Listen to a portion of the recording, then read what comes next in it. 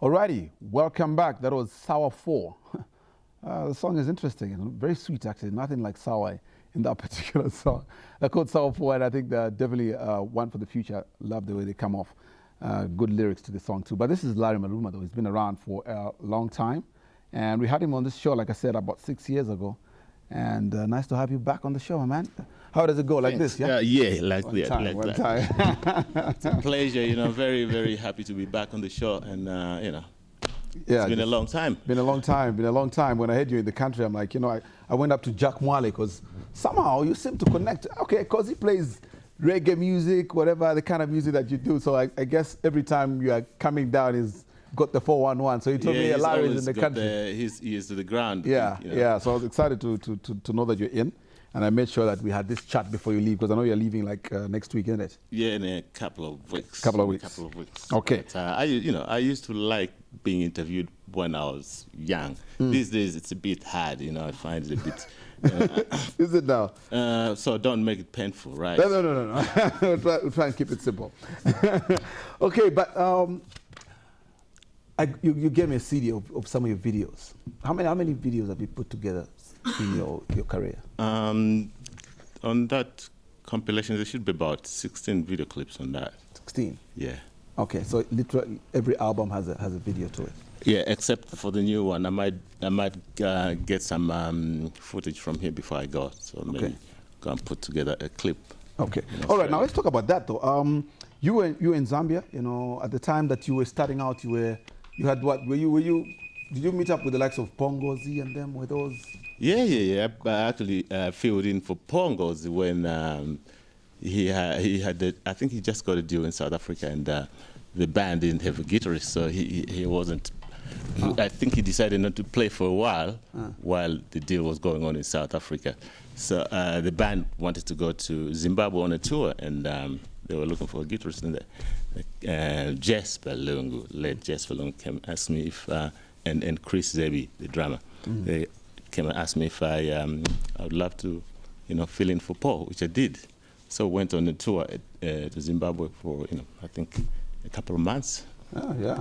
It must have been in 1983 or something like that. Okay, all right.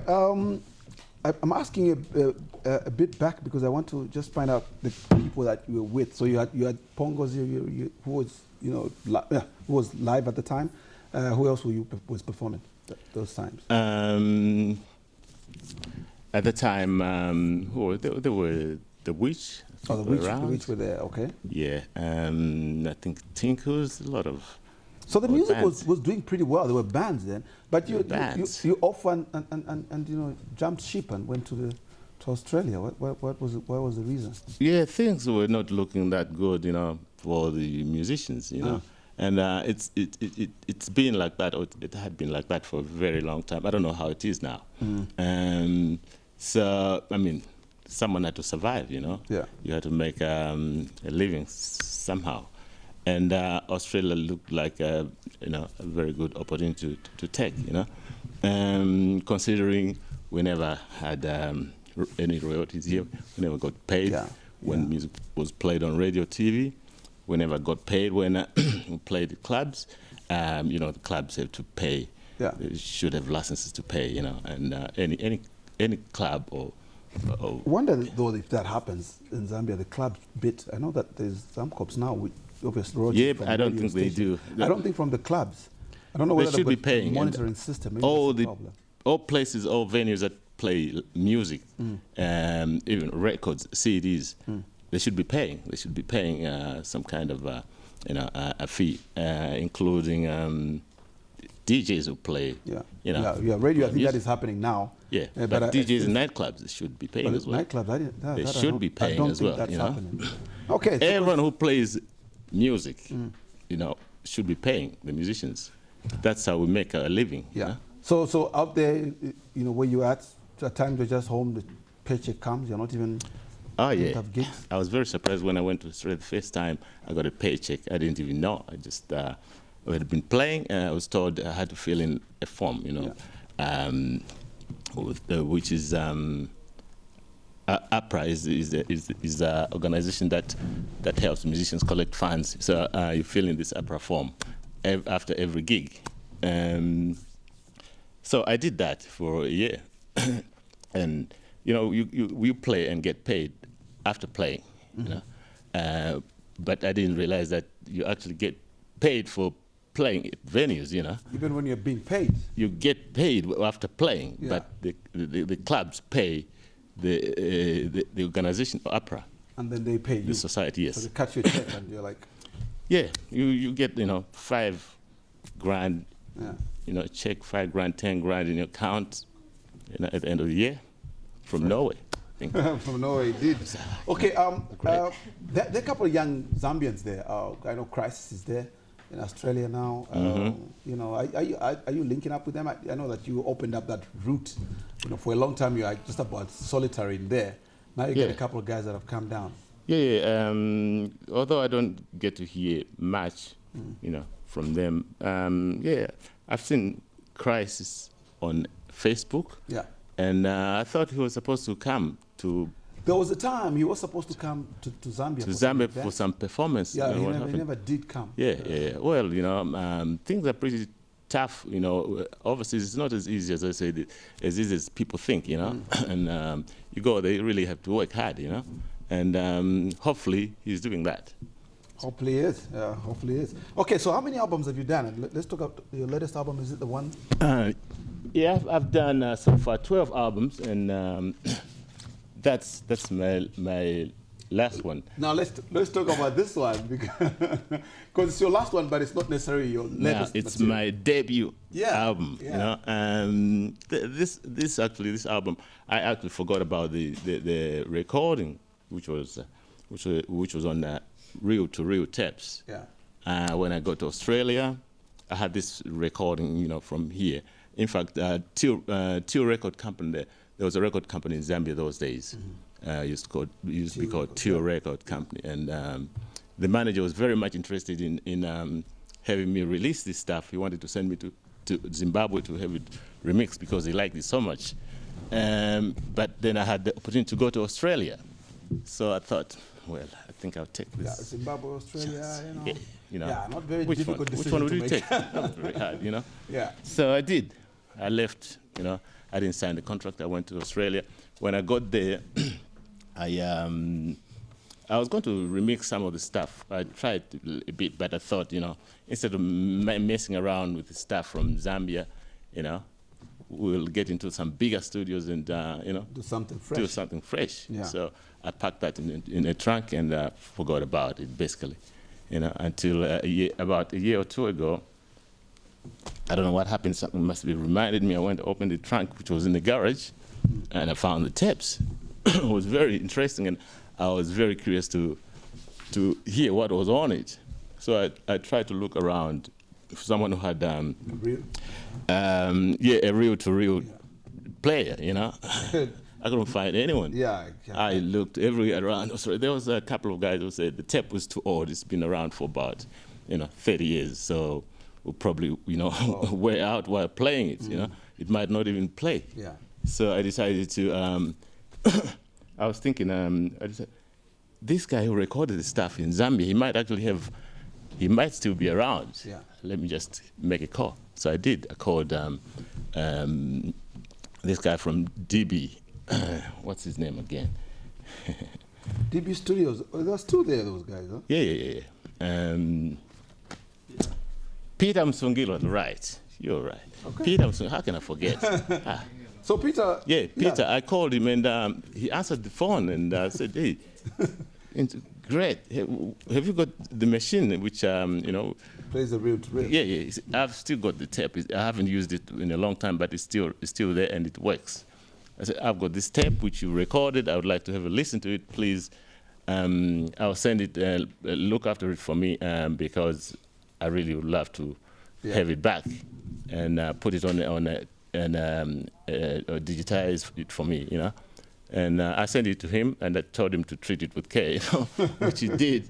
And he said it might take a couple of weeks for him to treat it because he had to store it in a certain room, with you know, at a certain temperature, and I don't know what it does to it. Maybe it puts a bit of charm in there or something. But he got it playing, you know, after a couple of weeks. Put it on a disc for me, sent it back, actually paid for it to be couried to Zambia and back to Australia because I wanted to have it back. So yeah, when I got it back, I was very, very happy. After listening to that, I was very happy to, you know, we're to happy have to kept listen to it as well because you know, some of these old songs like Chakolo, you know, Waona Manje, interesting stuff. That yeah.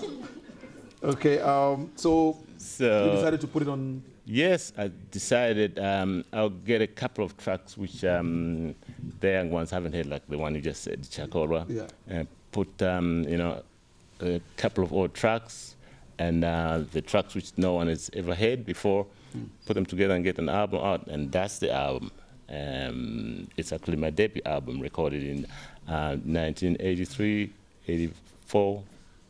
Yeah. Wow.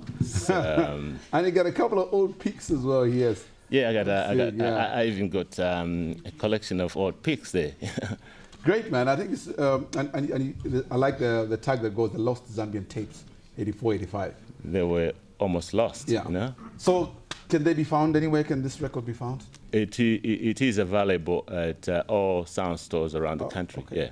Okay, yes, great. And I'll try and make them available in other places if possible. It still looks as if there aren't a lot of outlets in Zambia, you know.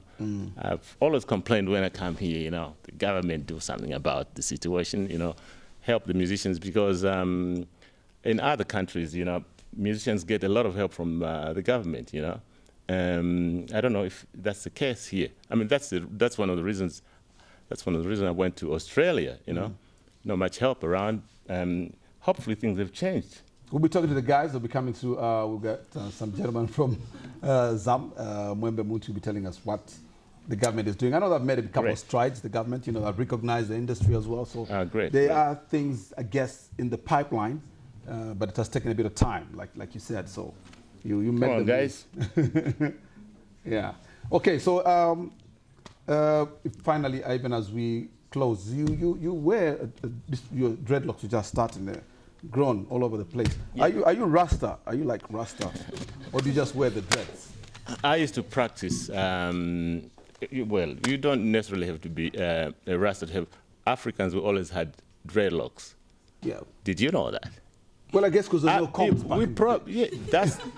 That's it. Yeah. Everyone else copied from us. And then, you know, they give it the name Rasta. And now we're saying, we're now thinking we're copying them, and yet we're the originators. We are the originators. Okay. Yes. So you're not Rasta per se, you're just wearing your dreads. Well, I Rasta, you practice, well, as long as you do, you know, the right things, you know, you just become, a righteous man, I say. Oh, okay. Yeah. Anybody can be a Rasta. You don't necessarily have to have dreads. Yeah, well, because I'm a righteous man myself. I think you are a Rasta. yes, Rasta. I. Okay, it's been talking to Larry Maluma, ladies and gentlemen. Thank you very much for coming through to the program. My pleasure, my man. Yeah, and you're traveling back. We wish you all the best even as you go back. Thank you. And we're sure that you will still make time to come through and just grace us with your presence and your music. Loving this album, seriously. Love the album very much. I know that CQ did a song with you. What is that called? Punzisani Ana. Punzisani Ana. Yeah, CQ, just step. Briefly. Yeah. Hey. Yeah. This man. Yeah. He's a smart brother. Yes, young man. How are you, my man? How's it up? How you doing? Man? Good to see you. Of course. Yeah. Good? I've been easy. It's always good to have you around. You know what I mean? Like when I was growing up, I used to see this big man on TV. And I never thought I'd be a musician one day. But I know that I used to sing songs. Yeah. But when I became a musician and I met him one day, I was like, no ways, I got to do a song with this big man. And we went, and he's a good man. Yeah. Really down to earth and, you know, pushed me here and there. I can never thank him enough for allowing me to do that song. Oh, great, man. Great stuff. So, Larry, thanks a lot. You know, youngsters respecting what you've done in the past, man. Yeah. Enough respect, guys. Okay, thanks a lot. We're going to break. When we get back, in fact, we're going to break this way. We check out one of Larry Maluma's videos, Punzisani Ana. Let's check out a bit of that video.